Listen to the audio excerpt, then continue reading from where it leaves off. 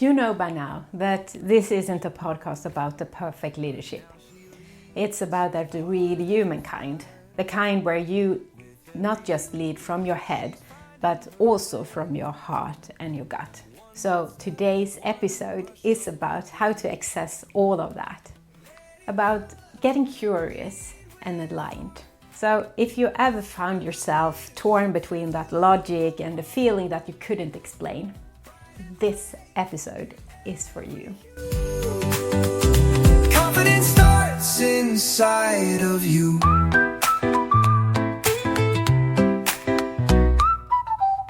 I'm Hannah Saxsmith, leadership coach and entrepreneur.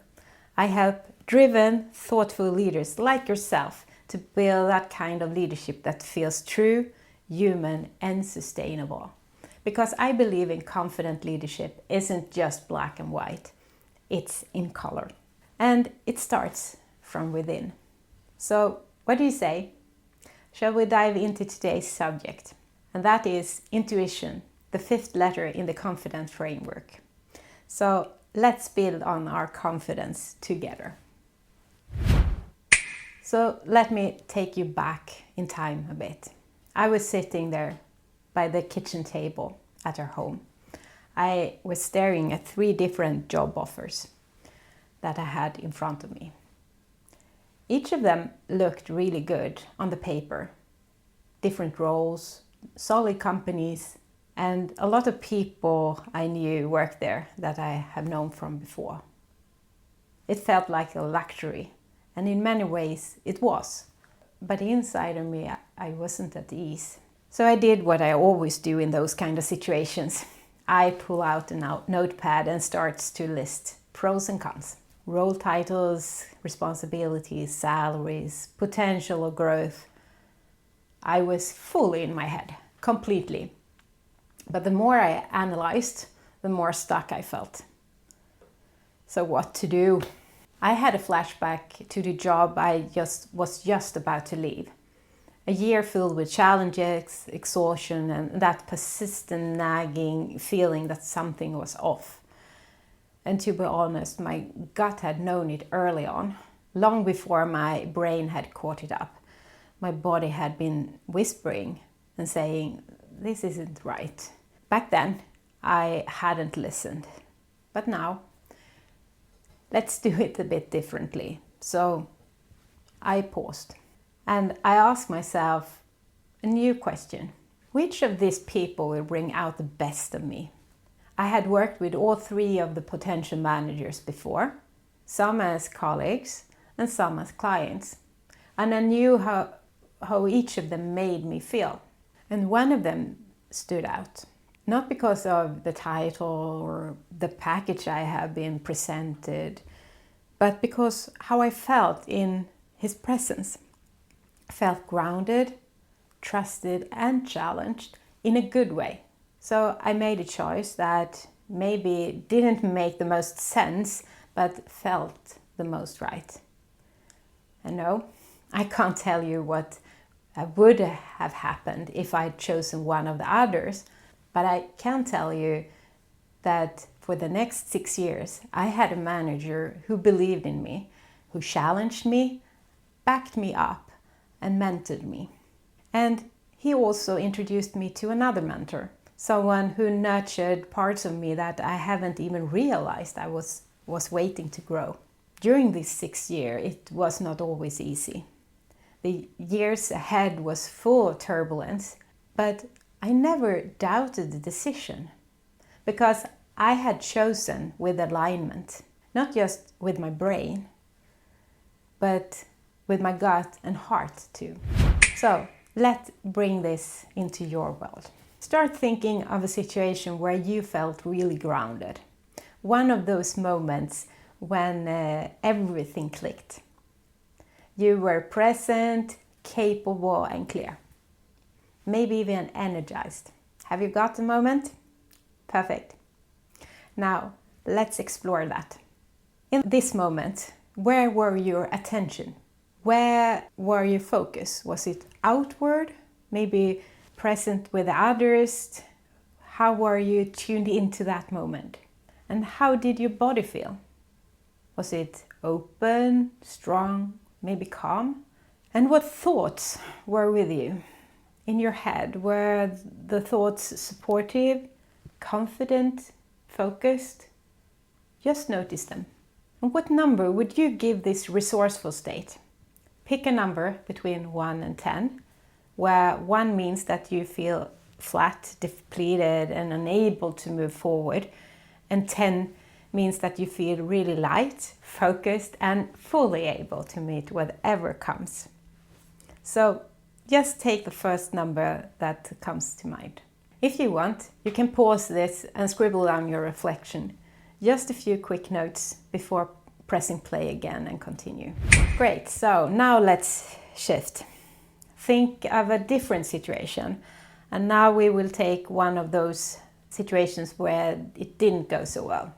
A moment where you really felt heavy, confused, and off-balanced. Maybe a conversation that spiraled, a task that really drained you, a time where you just weren't quite yourself. Maybe a presentation you did but didn't land as expected. So have a moment, good.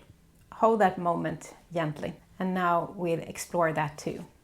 In this moment, where were your attention? Were you tuned more inward than outward? Were you trying to solve or fix or prove something? How did your body feel?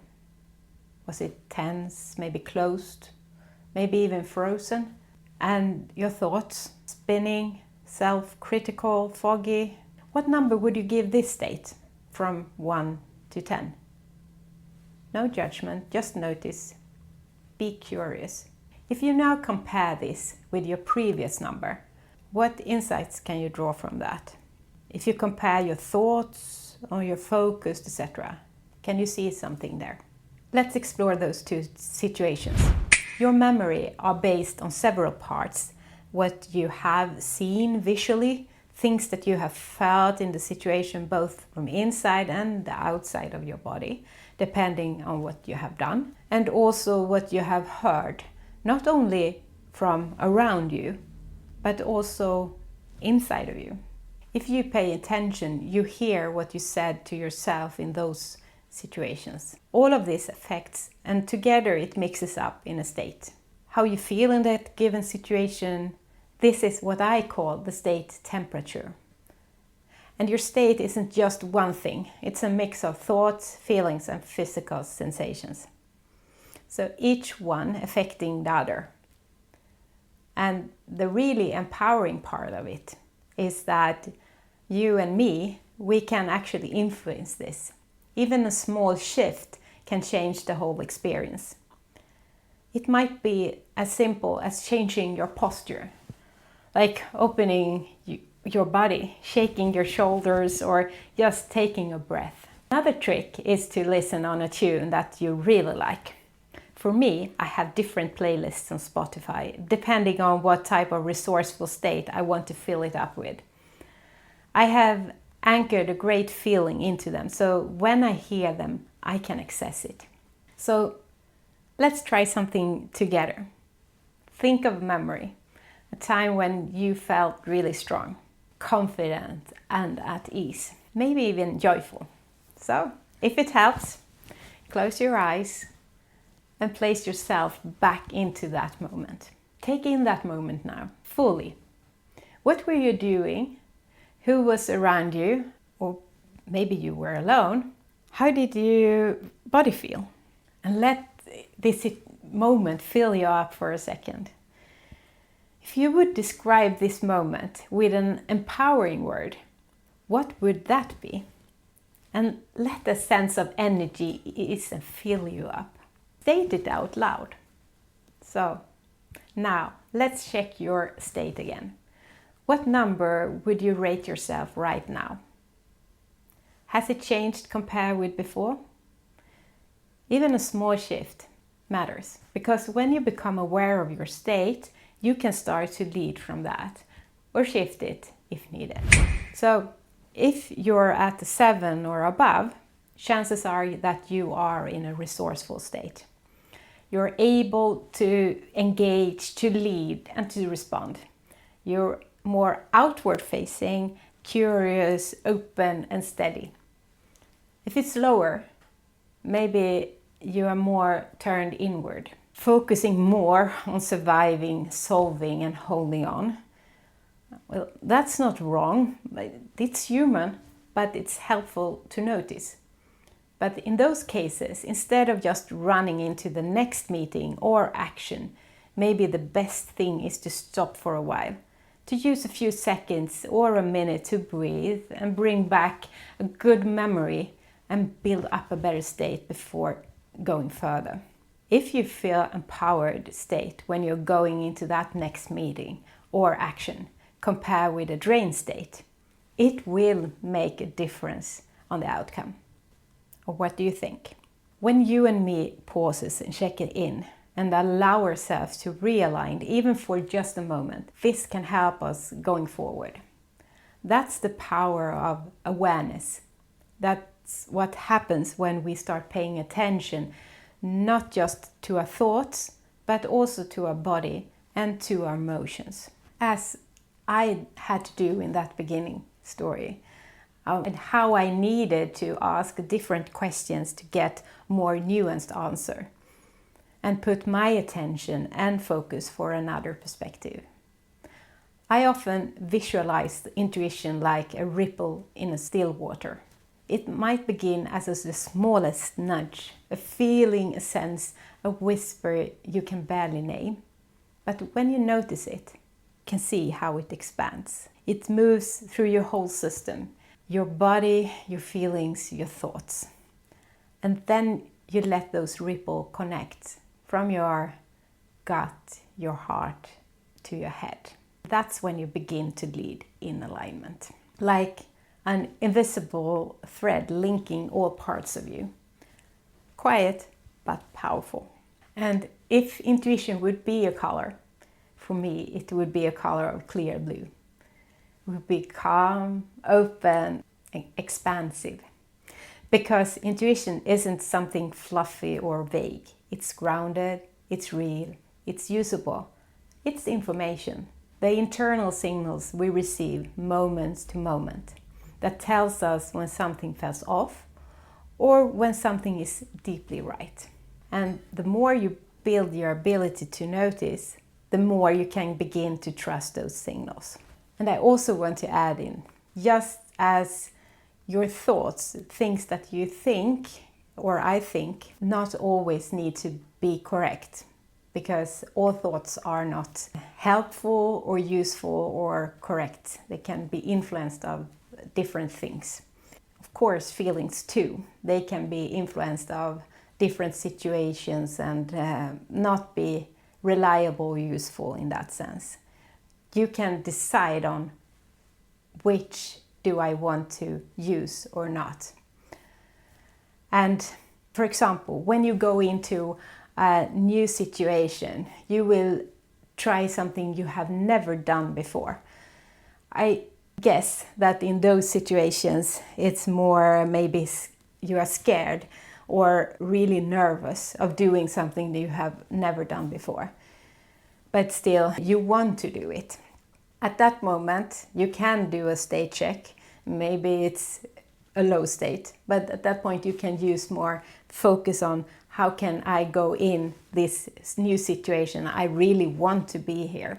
I want to do this and have a good state going into that. So it doesn't mean that it's bad to have, so to say, that nervous feeling or so. That is maybe rather a signal that I'm in a learning mode and I want to do this. So this is how we build emotional intelligence, through self-awareness, self-regulation and self-motivation. You start to understand your patterns, you notice what supports you and what drains you. And you make decisions not just from logic, but also from a deeper sense of alignment. So, coming back to my story there, I gave me a way to ask a different kind of question to come to a decision. that's what real confidence begins.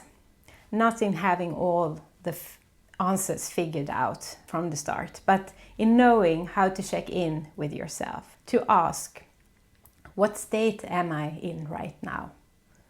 Where do I need to be? And how can I shift it, even a little, to meet what's next? That is leadership, and that's intuition. That's living and leading in color. So, how are your state right now? Has your state shifted? Even a little during this episode. Have you become more aware of how your body, mind and emotion interacts? Well, that's the beginning of intuitive leadership. I need to remind myself from times to times when I go too much up in my head to redirect my focus and ask for other perspectives. Not from other people, but also from myself. So what is my heart, gut and head stating? Are they aligned? It doesn't have to be dramatic or perfect.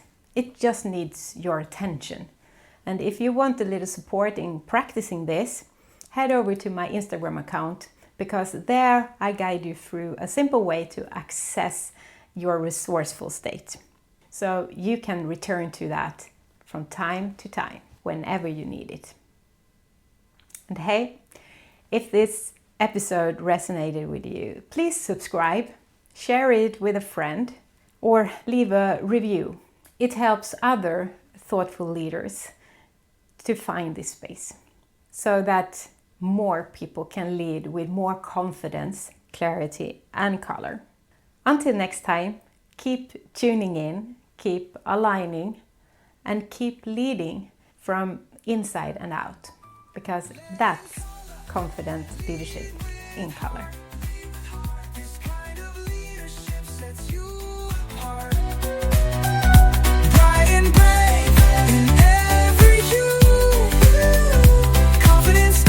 Inside of you.